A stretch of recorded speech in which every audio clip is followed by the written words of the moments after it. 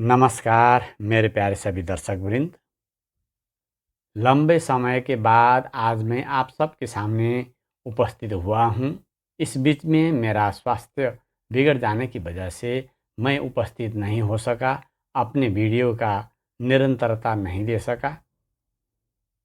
आज मैं आप सबके सामने इसलिए उपस्थित हुआ हूँ कि पहले मैंने इस्लाम से जितने भी आक्षेप हमारे सनातन धर्म में लगाए गए थे उसका एक एक खंडन करते आया था।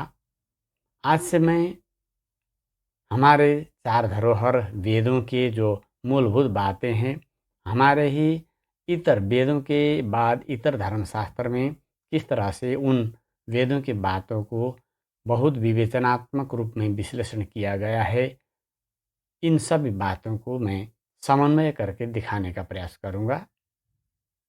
अगर मेरा वीडियो आप सबको अच्छा लगता हो तो कृपया लाइक, शेयर और सब्सक्राइब करना ना भूलें।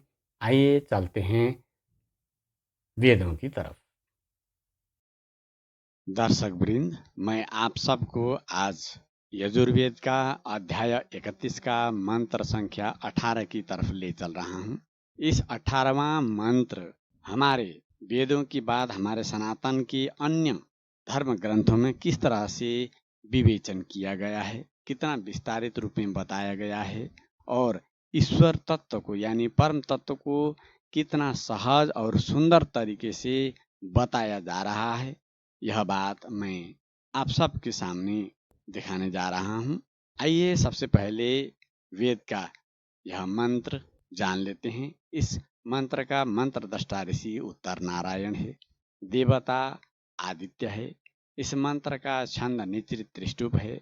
इस मंत्र में स्वर दैवत है। ओम वेदाहमेतं पुरुषं महान्तमादित्य वर्णं तमसः परस्तात् तमेव विदित्वाति मृत्युमेति नान्यः पंथा विद्यते अयनाय।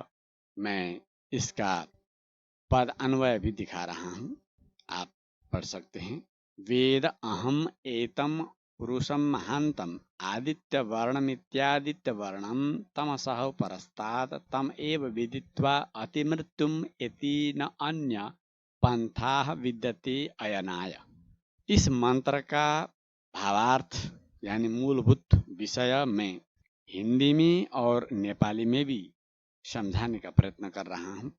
तमसः परस्तात् अंधकार से परे, आदित्य वर्णम आदित्य के समान प्रकाशमान, एतम महानतम पुरुषम अहम वेद इस विराट पुरुष को मैं जानता हूँ। तम एव विदित्वा इस पुरुष को जानने से ही उपासक मृत्युम अतीयेत मृत्यु के परे जाता है। अयनाय मृत्यु के परे जाने के लिए अन्य पंथा न विद्यते दूसरा मार्ग नहीं है। यानी परम पुरुष को जानने से परम तत्व की प्राप्ति होती है। वह अंधकार से परे है, वह आदित्य जैसे वर्ण का है। उसको जानकर जो मृत्यु के पथ पर जाते हैं उन्हें उस पथ से मोक्ष की प्राप्ति होती है। इसके अलावा मोक्ष का कोई और दूसरा मार्ग नहीं है। अब नेपाली में यसलाई जान्ने प्रयत्न गरौँ।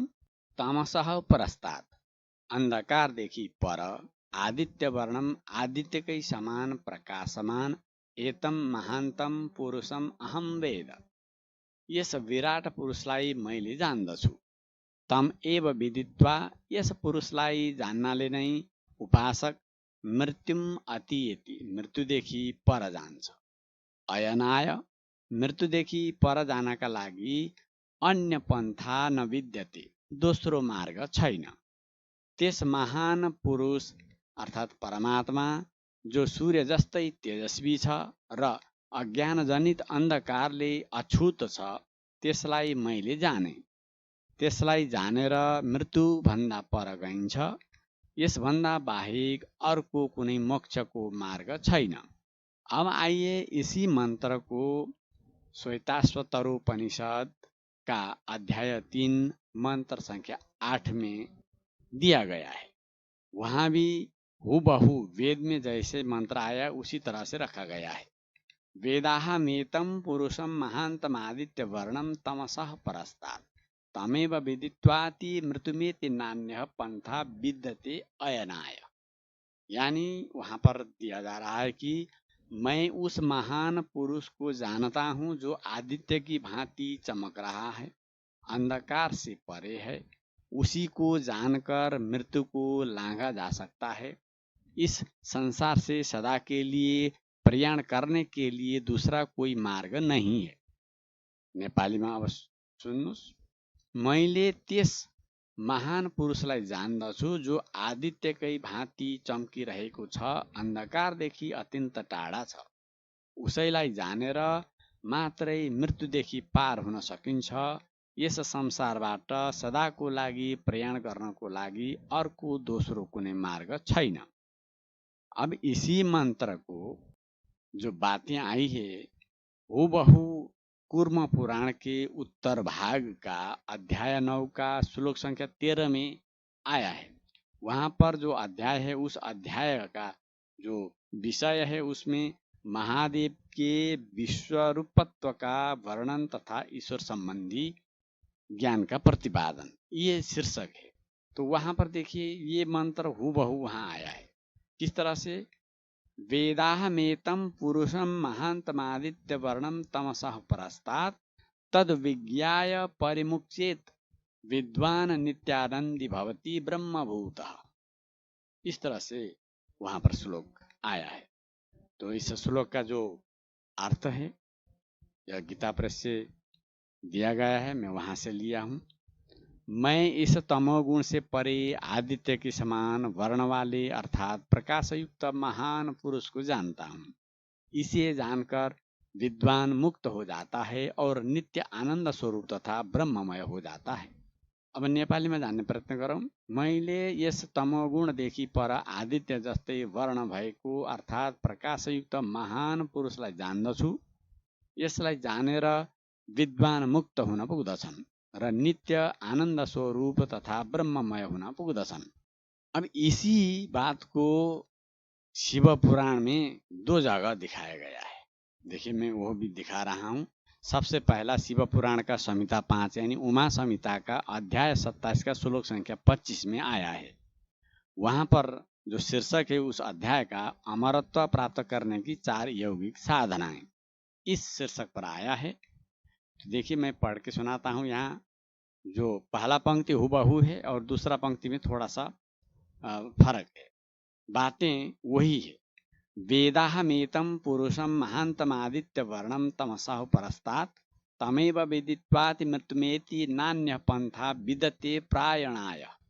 तो इसका भाव जो है, सूर्य के समान वर्ण वाले तथा अंधकार से परे उस परम पुरुष को मैं जानता हूँ। इस प्रकार जानकर योगी मृत्यु का अतिक्रमण कर लेता है। मुक्त होने के लिए इसके अतिरिक्त अन्य कोई उपाय नहीं है। अब नेपाली में बुझ्ने प्रयत्न गरौँ। सूर्यकै समान वर्णवाला तथा अन्धकारदेखि पर रहेको त्यस परम पुरुषलाई मैले जान्दछु। यस प्रकारबाट जानेर योगीले मृत्युलाई अतिक्रमण गर्दछ। मुक्त हुनको लागि यसभन्दा बाहेक अर्को कुनै उपाय छैन। अब यही बातें यानी यही जो वेद का मंत्र का वही बातें शिव पुराण का दूसरा जगह भी आया। किसमें? संहिता 7 यानी वायव्य संहिता का पूर्व भाग अध्याय 6 श्लोक संख्या 18 में आया है। वहां पर जो विषय है उस अध्याय का महेश्वर की महत्ता का प्रतिपादन, तो वहां पर आया है। देखिए मंत्र जो वेद का मंत्र था वहां पहला जो चरण है वही है और दूसरा में थोड़ा सा फर्क है। वेदाहमेतं पुरुषं महान्तमृतं ध्रुवम आदित्य वर्णम तमसः परस्तात् संस्थितिम प्रभुम। तो इसका जो भाव दिया गया है गीता प्रेस से, मैं वही पढ़ रहा हूँ।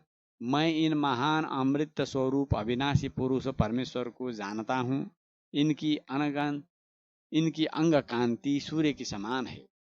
इन परमात्मा से परे दूसरी कोई वस्तु नहीं है। अब नेपाली में बुझ्ने प्रयत्न गरौँ।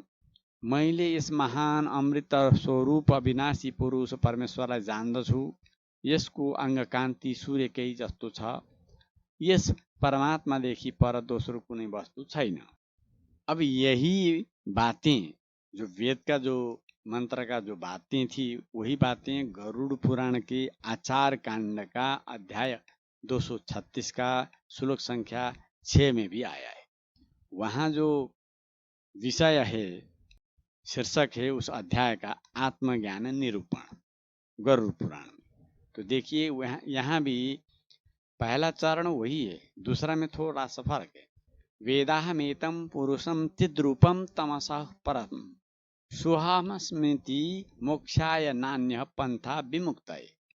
तो इसका जो भावार्थ दिया, मैं मायातीत चित पुरुष को जानता हूँ और मैं भी आत्मा स्वरूप हूँ। इस प्रकार का ज्ञान ही मुक्ति का मार्ग है। मोक्ष लाभ के लिए इससे अतिरिक्त अन्य कोई भी उपाय नहीं है। अब नेपालीमा जान्ने प्रयत्न गरौँ। मैले मायातीत चित पुरुषलाई जान्दछु र म पनि आत्मा स्वरूप हुँ। यस प्रकारको ज्ञान नै मुक्तिको मार्ग हो। मोक्ष लाभको लागि यसभन्दा बाहेक अन्य कुनै पनि उपाय छैन। अब यही बातें स्कंद पुराण में भी आया है। स्कंद पुराण का खंड 7 यानी प्रभास खंड का प्रभास क्षेत्र महात्मा के अध्याय 5 के श्लोक संख्या 37 में आया है। देखिए मैं पढ़ता हूँ। वेदाहमेतं पुरुषं महान्तमादित्य वर्णं तमसः परस्तात् तमेव विदित्वान् भवेच्च मृत्युर्नान्यः पंथा विद्यतेस्मात् जनानाम्। वहाँ पर जो अध्याय का शीर्षक है प्रभास क्षेत्र के महात्म्य में सोमेश्वर का निरूपण, इस शीर्षक पर उस अध्याय में आया है।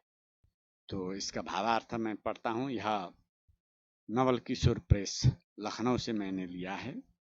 अंधकार से परे वह सूर्य वर्ण वाले इन महापुरुष को मैं जानता हूँ और उन्हीं को जानकर मृत्यु नहीं होती है।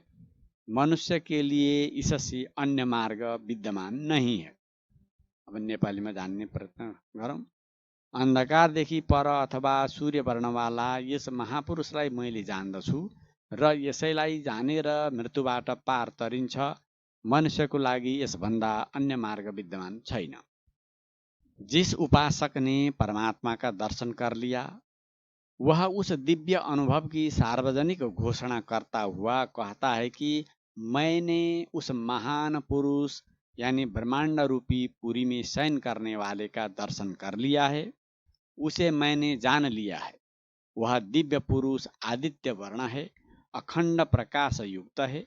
वस्तुतः संसार में जितने प्रकाशमान पदार्थ हैं, जैसे सूर्य, चंद्र, नक्षत्र, तारे, विद्युत, अग्नि आदि हैं, उन सब को प्रकाशित करने वाला एकमात्र वह परमात्मा ही है। यह बातें तस्य भाषा सर्वमिदं विभाति मुंडकोपनिषद के खंड दूसरा मुंडक का खंड 2 का श्रुति 10 में आया है। यह कहकर उपनिषदकार ऋषि ने उसे ही सर्व प्रकाशक कहा है। वह अज्ञान रूपी अंधकार से परे है, जो स्वयं चेतन रूप प्रकाश स्वरूप है। भला उसका अज्ञान से संबंध ही कैसे रह सकता है। निश्चय ही मृत्यु रूपी दुख पर विजय प्राप्त करने का एकमात्र उपाय उस परम पुरुष को जानना ही है। यूं तो इस पांच भौतिक शरीर का अपने कारणों में विलीन होना सुनिश्चित ही है, किंतु जीवात्मा को जन्म मरण के बंधनों से मुक्त कर आनंद के एकमात्र धाम परमात्मा को प्राप्त कराने का साधन भी तो पुरुष परमात्मा का ज्ञान ही है।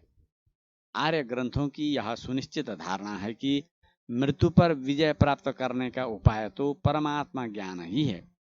वैदिकेतर संप्रदायों में मुक्ति प्राप्त करने के बहुविध उपाय बताए गए हैं। मूर्ति पूजा, तीर्थयात्रा, नामस्मरण, सामाजिक कर्मकांड तथा आचार विचारों का परिपालन आदि।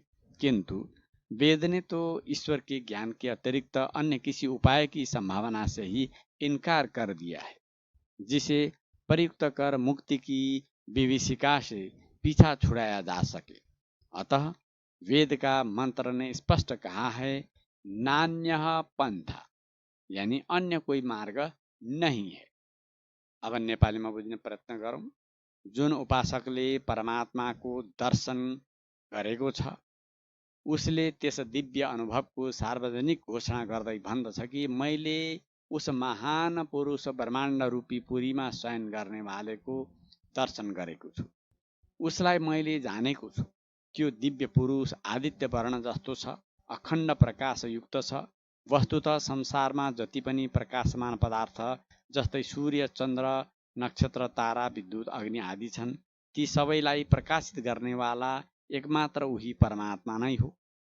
तस्य भाषा सर्वमिदं विभाति भनेर मुण्डकोपनिषदको दोस्रो मुण्डकको खण्ड 2 को श्रुति सङ्ख्या 10 मा पनि आएको छ।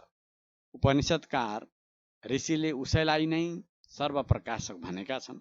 ऊ अज्ञान रूपी अन्धकारदेखि पर छ, जो स्वयं चेतन रूप प्रकाश स्वरूप छ। भला उसलाई अज्ञानसँग सम्बन्ध नै कसरी हुन सक्दछ? निश्चय नै मृत्युरूपी दुःखमाथि विजय प्राप्त गर्नका लागि एकमात्र उपाय भनेको उसै परम पुरुषलाई जान्नु नै हो। यसै त यस पाँच भौतिक शरीरलाई आफ्नो कारणहरूमा विलिन हुनु सुनिश्चित नै छ। किन्तु जीवात्मालाई जन्म मरणको बन्धनहरूबाट मुक्त गरेर आनन्दको एकमात्र धाम परमात्मालाई प्राप्त गराउने साधन पनि त पुरुष परमात्माको ज्ञान नै हो। आर्य ग्रन्थहरूको यो सुनिश्चित धारणा छ कि मृत्युमाथि विजय प्राप्त गराउने उपाय त एकमात्र परमात्मा ज्ञान नै हो।